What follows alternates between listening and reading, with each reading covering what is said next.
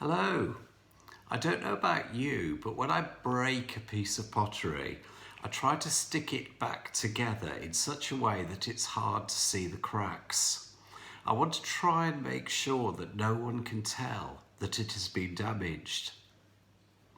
In Japan, there is an art form called kintsugi, which I hope I've pronounced properly, which involves putting broken pottery back together with gold.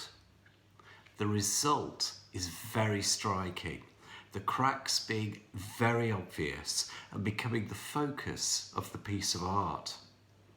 It's built on the idea that embracing flaws and imperfections, you can create an even stronger, more beautiful piece of art.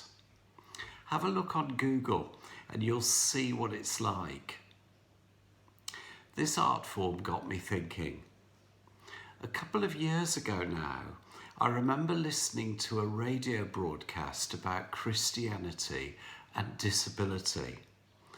The narrator was trying to understand the way that Christianity sees disability, and he interviewed many notable Christian leaders, including Nicky Gumbel of Holy Trinity Brompton and Justin Welby, the Archbishop of Canterbury.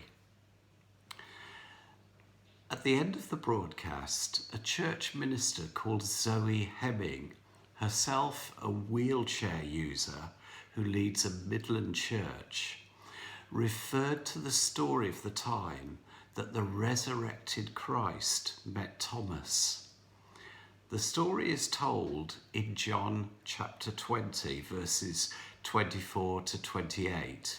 It goes like this. Now Thomas, one of the 12, was not with the disciples when Jesus came. So the other disciples told him, "We've seen the Lord." But he said to them, "Unless I see the nail marks in his hands, and put my finger where the nails were, and put my hand into his side, I will not believe."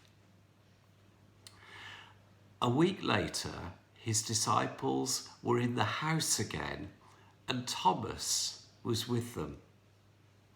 Though the doors were locked, Jesus came and stood among them and said, "Peace be with you."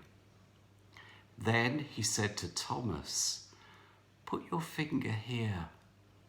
See my hands. Reach out your hand and put it into my side. Stop doubting and believe." Thomas said to him, "My Lord and my God."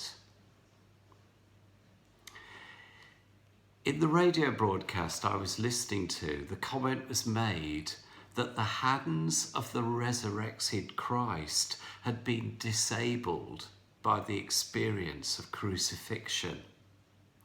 The scars were of great significance. They enabled Thomas to recognize Jesus.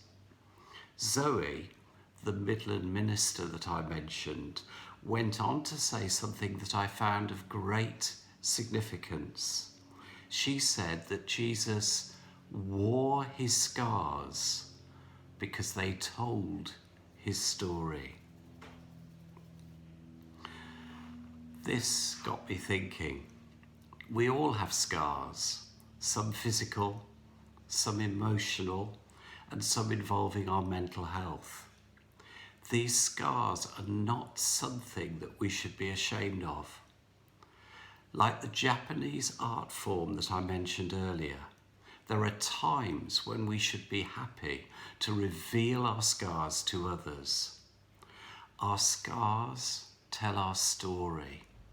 They talk about the way that God has supported us, how God has enabled us to cope, how God has brought about his healing in our lives. It may be that you reveal your scars in a face-to-face discussion with someone who you believe may be helped by hearing your story. It may be that you reveal your scars and the story they tell to a group of Christians, perhaps a house group. It may be that you feel comfortable to reveal your scars and their story of God at work in a live stream or, in future, a church service.